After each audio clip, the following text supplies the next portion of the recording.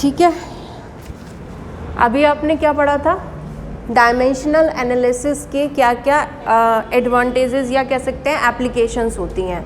अब आप पढ़ोगे डायमेंशनल एनालिसिस की लिमिटेशंस क्या क्या हैं, यानी कि एप्लीकेशन में आपने क्या पढ़ा था कि आप कहाँ कहाँ पर इसको अप्लाई कर सकते हो, लिमिटेशन क्या है, इसकी सीमाएं क्या होंगी, विमीय विश्लेषण की सीमाएं क्या होंगी, यानी कि कहाँ पर आप इसको अप्लाई नहीं कर सकते हो। ठीक, पहला इसमें आता है, ये आपको बताया भी था कि किसी भी इक्वेशन में अगर कोई कांस्टेंट आ रहा है, कोई भी फिजिकल इक्वेशन है या फॉर्मूला है, उसमें अगर कोई कांस्टेंट आ रहा है तो आप उसकी वैल्यू डायमेंशनल एनालिसिस के मेथड से फाइंड नहीं कर सकते हो। ठीक है, value of constant can not be found, किस मेथड से, डायमेंशनल एनालिसिस, विमीय विश्लेषण का जो मेथड होता है उससे आप अगर कोई वहाँ पर स्थिरांक आ रहा है, कोई कांस्टेंट आ रहा है तो उसकी वैल्यू को नहीं निकाल सकते हो। दूसरा क्या है, अगर कोई फिजिकल क्वांटिटी 3 से ज़्यादा फिजिकल क्वांटिटीज़ पे डिपेंड करती है तो उसके लिए भी हम डायमेंशनल एनालिसिस के मेथड से फॉर्मूला डराइव नहीं कर सकते। अगर ऐसी कोई भी फिजिकल क्वांटिटी है जो 3 से ज़्यादा फिजिकल क्वांटिटी पे डिपेंड कर रही है तो उसकी हम करेक्टनेस फाइंड कर लेंगे, अगर दोनों तरफ की डायमेंशंस बराबर है तो सही है या गलत है ये आप देख सकते हो, लेकिन उसके लिए फॉर्मूला डराइव करने के लिए डायमेंशनल एनालिसिस का मेथड यूज़ नहीं कर सकते हैं। ठीक है, if physical quantity depends on more than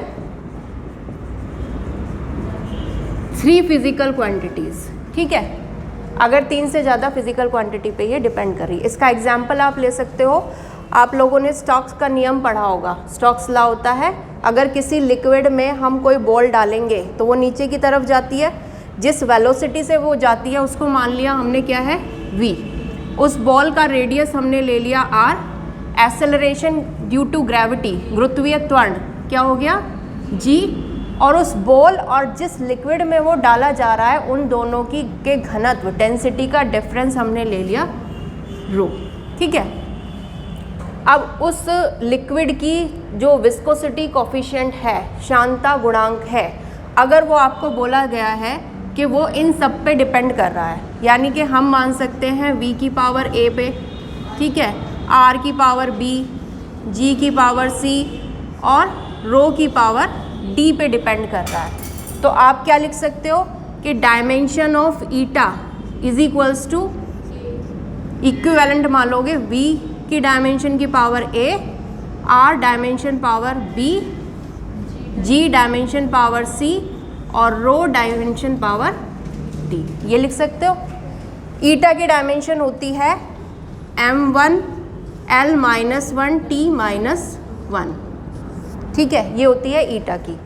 आप फॉर्मूला कैसे इवेलुएट करोगे, दोनों तरफ की डायमेंशन को इक्वेट करते हैं, तो इसमें v वेलोसिटी है तो lt-1 power a, r radius है, r power b, g acceleration due to gravity तो lt-2 पावर c, और रो क्या है घनत्व यानी कि m l-3 पावर d।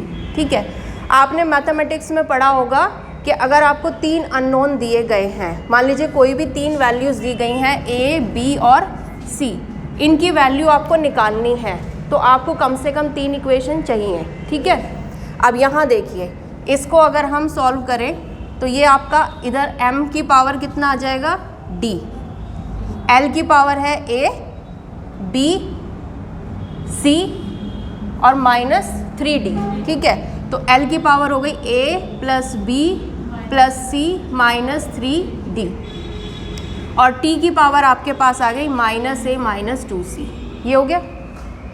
दोनों तरफ इक्वेट कर सकते हो, तो d की वैल्यू आ गई यहाँ पर 1। ठीक है, l की पावर ये है a plus b plus c -3d is equals to -1। ठीक है, और t की पावर है -a -2c is equals to -1। अब यहाँ देखिए अननोन कितने हैं, ए बी सी और डी। तो इन 3 इक्वेशन को सॉल्व करके आप 4 अननोन की वैल्यू नहीं निकाल सकते हो, नहीं निकाल सकते ना।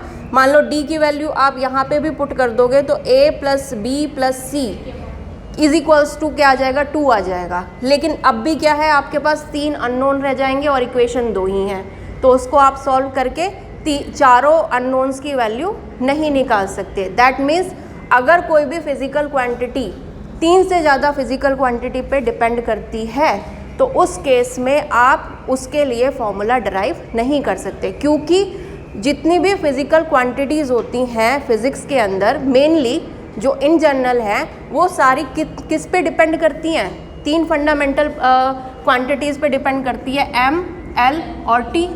इसका मतलब हमारे पास 3 ही नॉन वैल्यूज़ हो सकती है, m की पावर, l की पावर और t की पावर। तो 3 ही इक्वेशन को हम क्या कर सकते हैं, सॉल्व कर सकते हैं।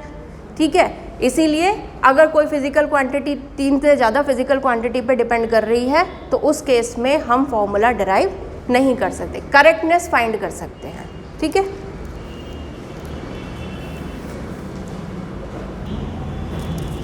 थर्ड लिमिटेशन क्या है इसकी, अगर फिजिकल क्वांटिटी किन्हीं 3 फिजिकल क्वांटिटीज़ पे डिपेंड कर रही है, ठीक है, but 2 of them have same dimensions। Physical quantity 3 physical quantity पे डिपेंड कर रही है, लेकिन जिन क्वांटिटीज़ पे वो डिपेंड कर रही है उनमें से 2 की डायमेंशन एक जैसी है। उस केस में भी हम करेक्टनेस ही फाइंड कर सकते हैं, फॉर्मूला डराइव नहीं कर सकते। ठीक है, एग्जाम्पल क्या है, मान लीजिए ट्यूनिंग फॉर्क की फ्रीक्वेंसी का हम लेते हैं। ट्यूनिंग फॉर्क की फ्रीक्वेंसी का फॉर्मूला एग्जैक्टली होता क्या है, F is equals to V into D upon L। ठीक है, ये होता है। V क्या है, साउंड की वेलोसिटी, ठीक है, वेग ध्वनि का। D क्या होती है, जो ट्यूनिंग फॉर्क्स की आर्म होती हैं उनकी थिकनेस होती है, कितनी मोटाई है, और L क्या होती है, उनकी लंबाई होती है। ठीक है, आपको अगर मान लीजिए दे दिया है कि जो फ्रीक्वेंसी है वो डिपेंड कर रही है V पर, D पर और L पर, पावर ले लोगे A, B और C। फ्रीक्वेंसी की डायमेंशन होती है T-1, जिसको हम क्या लिख सकते हैं, M0, L0, T-1। तो दोनों तरफ की डायमेंशन इक्वेट करनी होगी अगर आपको फॉर्मूला डिराइव करना है। V की डायमेंशन होती है LT-1 पावर A। D क्या है, चौड़ाई, थिकनेस, तो डायमेंशन हो गई L पावर D, और L क्या है, लंबाई, तो डायमेंशन हो गई L पावर C। ठीक है, इसको आप कैसे लिख सकते हो, L की पावर हो जाएगा A plus B plus C, और T की पावर हो जाएगी माइनस A। ठीक है, इधर आपके पास क्या है, M तो है ही नहीं, L की पावर क्या है, A plus B plus C, और यहाँ कितनी है, 0, तो A plus B plus C is equals to 0। ठीक है, और T की पावर है माइनस A, तो minus A is equals to -1, that means A is equals to 1 यहाँ पर आ गया है। लेकिन अगर इस वैल्यू को यहाँ पर रखेंगे तो B प्लस C तब भी रह जाएगा। इसका मतलब इस केस में भी हम जो तीनों हमारे अननोन्स आ रहे हैं उनकी वैल्यू को इवेलुएट नहीं कर सकते। देयरफॉर अगर कोई भी फिजिकल क्वांटिटी 3 फिजिकल क्वांटिटी पे डिपेंड कर रही है लेकिन उनमें से 2 की डायमेंशन सेम है तो भी हम फॉर्मूले को डराइव नहीं कर सकते हैं। ठीक है,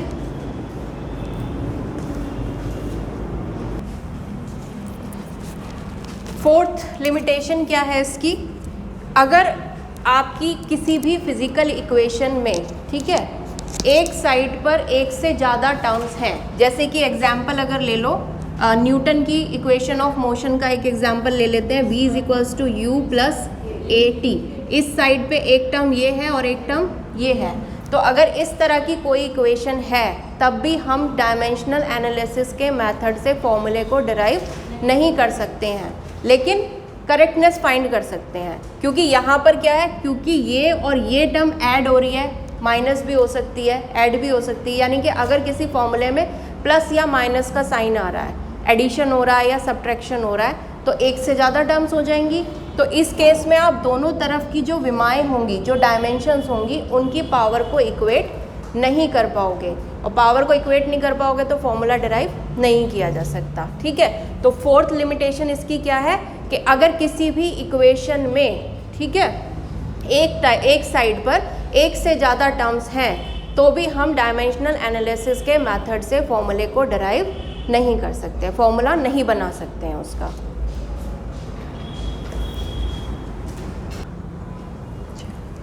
फिफ्थ लिमिटेशन है, अगर किसी फॉर्मूले में कुछ टर्म्स अलग आ जाती हैं, जैसे कि मान लीजिए ट्रिग्नोमेट्रिक रेशियोज आ जाती हैं, ट्रिग्नोमेट्रिक रेशियोज जैसे कि example sine theta upon cos theta, ठीक है, या एक्सपोनेंशियल टर्म्स आ जाती हैं, एक्सपोनेंशियल टर्म्स एग्जाम्पल जैसे कि e की पावर x हो गया, ठीक है, या फिर लॉगरिथमिक टर्म्स आ जाती हैं, एग्जाम्पल log x। तो अगर किसी फिजिकल क्वांटिटी के फॉर्मूले में इस तरह की कोई टर्म्स आ रही हैं, तब भी हम डायमेंशनल एनालिसिस के मेथड को अप्लाई नहीं कर सकते, उसका फॉर्मूला डिराइव नहीं कर सकते हैं। क्यों? मान लीजिए लॉग वाली टर्म हम लेके चल रहे हैं, x कुछ भी हो सकता है, ठीक है, लेंथ हो सकती है, मास हो सकता है, तो अगर, लेकिन log x क्या होगा, हमेशा नंबर आएगा, तो वहाँ पे एग्जैक्ट डायमेंशन हमें नहीं मिलेगी। तो जब हम डायमेंशन इक्वेट करेंगे तो उनकी पावर्स की जो वैल्यू आएगी वो एग्जैक्ट वैल्यू हमें नहीं मिलेगी, करेक्ट वैल्यू नहीं मिलेगी। तो इसका मतलब अगर इस तरह की कोई भी टर्म आती है तब भी हम डायमेंशनल एनालिसिस के मेथड से फॉर्मूले को डिराइव नहीं कर सकते हैं। ठीक है, सिक्स्थ इसमें आता है, आपको पता फिजिकल क्वांटिटीज़ जो होती हैं वो वेक्टर भी हो सकती हैं और स्केलर भी हो सकती हैं, सदिश भी होती हैं और अदिश भी होती हैं।